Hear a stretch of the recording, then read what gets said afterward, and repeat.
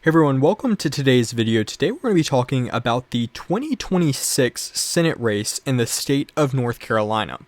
Now this race is going to be a really important one for Senate control in the 2026 midterms. It's one of the states that Democrats are eyeing as a pickup opportunity heading into November, and the reason why is because former governor of the state, Roy Cooper, is actually running in this race to be North Carolina's next senator.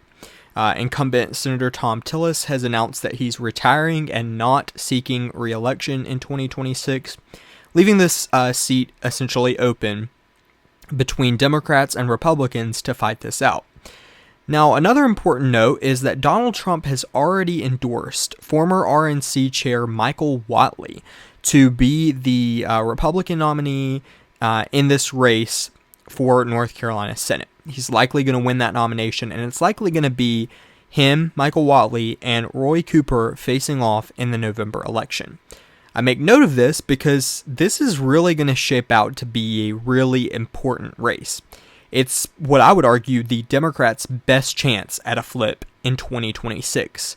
I argue that this, in fact, is probably the safest opportunity for Democrats to put money into and benefit from and win this Senate race. So we have some news, if you will, out in the race today. There's a new poll conducted through Change Research, which found that Cooper was leading Whatley by 10 percentage points.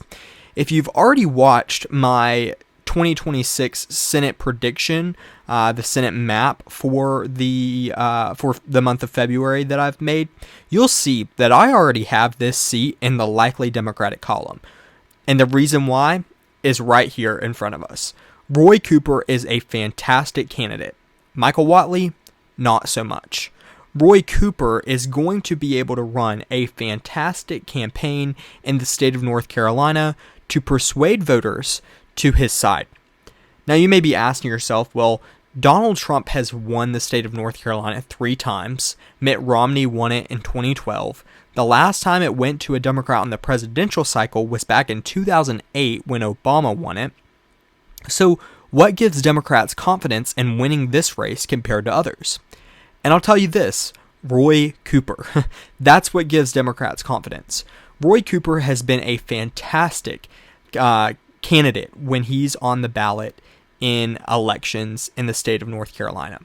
He ran in 2000 for the Attorney General race, his first statewide race, and he won that race by almost 5 points. Fast forward to 2004, he won it by over 10. Fast forward to 2008, he wins it by over 10, well over 10, somewhere nearing about 15 points. We fast forward to 2012, and he actually ran uncontested. Yes, in the 2012, same election year as the presidential election, Roy Cooper, the Democrat, ran uncontested for this race to be Attorney General. He won, obviously. He ran uncontested. And then in 2016, he ran for the Democratic nomination to be governor of North Carolina. He won that, and then he went on to win the general election by the slimmest margin he has ever won by in 2016. Roy Cooper faced former governor Pat McCrory, and he won that race. It was slim, but he still won. He won re-election in 2020, despite Donald Trump winning the state in 2020. He came back and he won it again. Roy Cooper winning the governor's race in North Carolina by about 4.5 points, it looks like. So, with that said, Roy Cooper is a fantastic candidate for the Democratic Party. It was a fantastic recruit when they found out that he was going to run and he officially made that announcement. And it's the best news out of what I would argue the best news in this Senate campaign cycle comes out of the state of North Carolina and his decision to run. I stand by my decision. I think Roy Cooper wins this race by over 5 points.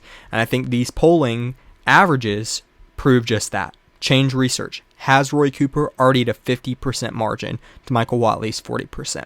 We can even look at older polls. The last Change Research poll found that 42% of voters were voting for Whatley, 47% were voting for Cooper. A poll towards mid-January, Cooper up 24 points. Now, I'll be honest, I don't see that happening. But it's important to note, every single poll that has been conducted on this race thus far, and might I remind you, Roy Cooper and Michael Whatley have both already been in this race for months. This isn't a new race, and it's certainly a competitive one. One that we should be able to see at least somewhat of a mix in polling averages if Michael Whatley was going to be able to perform well in this race. So far, he's not been able to do that. In every single poll, the first poll I think this is the first poll anyway, back in July, the end of July, Roy Cooper up by 5 points. That's from Emerson College, beating Whatley 47% to 41%. And then tracking that to today, when we see a poll conducted towards the end of January and to the beginning of February, that's Roy Cooper up by 10 points. So if we look back at the historical odds here, we see in 2020, the last time this race was on the ballot, Tom Tillis only won the seat by 1.7 points. He narrowly won. Tom Tillis did. He narrowly won. Despite Donald Trump winning the state, Tom Tillis barely held on to that seat. Now he did, so it's important to note that he did hold on to the seat, and that fast forwards us to 2026 when Roy Cooper is running in this race. In 2022, we can look. Ted Budd won this race by 3.2%. Despite this supposedly being a very Republican environment in 2022, Ted Budd is still only able to win this seat by 3.2 points. So if we switch over and we look at the governorship, like I said at first, Roy Cooper won his first governor's race in the state of North Carolina by 0.22%. Fast forward to 2020, my apologies, he won it by 4.5 points.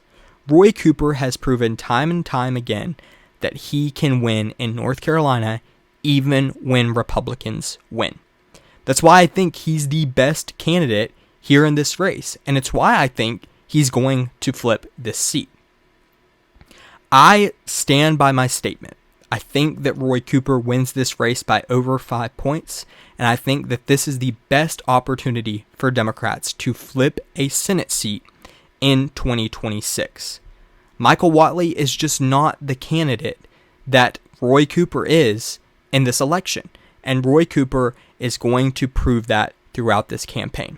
It's why I stand by my prediction that he will be the winner come November.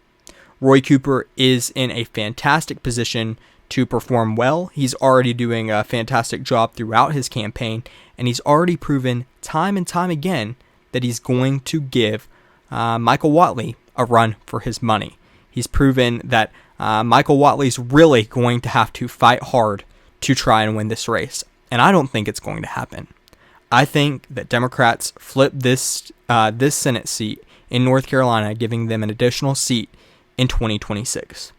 So with that, let me know what you think in the comments below. What do you think is going to happen in this North Carolina Senate seat? Do you believe that Michael Whatley can pull out an upset and win, or do you believe Roy Cooper is the favorite? Let me know in the comments down below. Don't forget to like and subscribe as always. I really appreciate it, and I appreciate you guys so much for watching. And again, don't forget to leave your thoughts in the comments below, any video ideas, etc., and like and subscribe. Thank you guys so much for watching. I'll see you guys in the next video.